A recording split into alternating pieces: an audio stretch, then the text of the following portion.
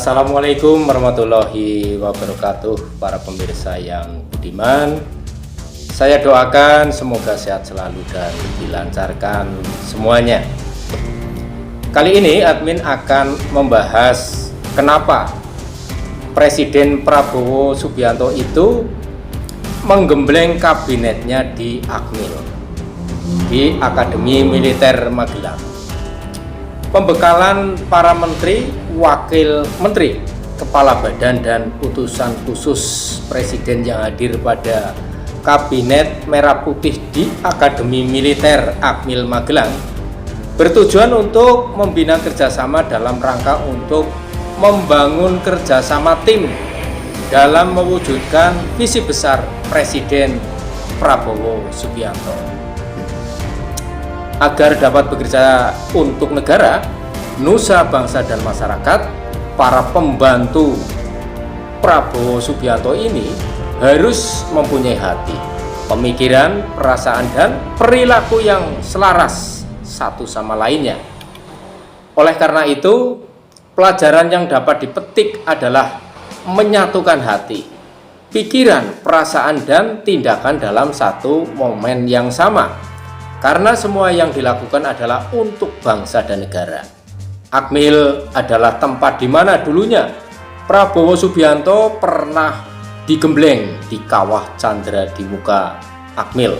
Tempat di mana ia dibentuk, dididik, dan dijiwai rasa cinta tanah air dengan cara yang lebih patriotik dan heroik. Jadi bila dibandingkan dengan presiden-presiden sebelumnya, Presiden Prabowo memiliki gaya komunikasi yang sangat berbeda dengan pemerintahannya.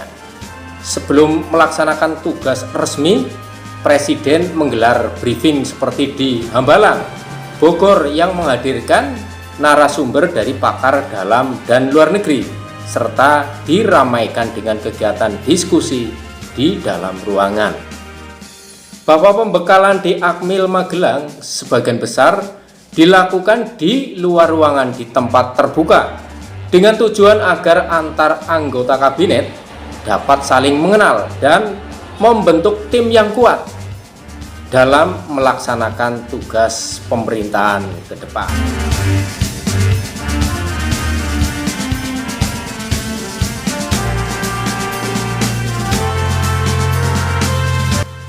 Nah, selanjutnya lewat acara di Akmil ini kita bisa anggap sebagai outbound.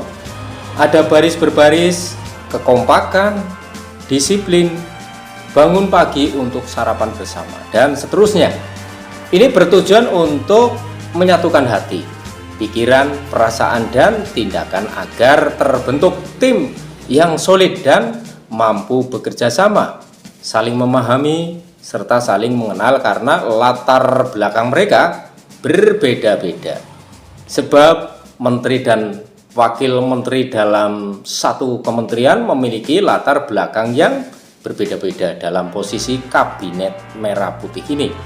Hal ini dapat memicu ego sektoral yang dapat mengganggu efektivitas kementerian. Nah, para pemirsa yang budiman, oleh karena itu langkah penggemblengan di Akmil Magelang juga berupaya meruntuhkan ego sektoral yang selama ini diketahui masih ada dalam pemerintahan, baik di internal maupun antar kementerian atau organisasi. Karena kabinet ini orang-orang dari berbagai latar belakang, politisi, profesional, akademisi, seniman, atau pemimpin agama, mau tidak mau membawa kepentingan mereka sendiri yang dapat memunculkan ego sektoral itu yang berbeda-beda. Ini juga merupakan bagian dari apa yang ingin dikikis oleh Pak Prabowo dalam hal ego sektoral. Misalnya menterinya dari parpol, wakilnya dari seniman, menterinya dari akademisi, wakilnya dari politisi. Misalnya, nah ini kan pasti ingin tampil one man show, ingin terlihat menonjol di antara yang lain. Jangan nanti ada klaim-klaim kerja, gua yang kerja, menterinya gak kerja. Nah, itu yang ingin disesuaikan oleh Pak Prabowo. Pak Prabowo Subianto ingin para pembantunya memahami bahwa hanya ada satu visi presiden yang perlu dijalankan secara efektif dan tidak ada visi menteri.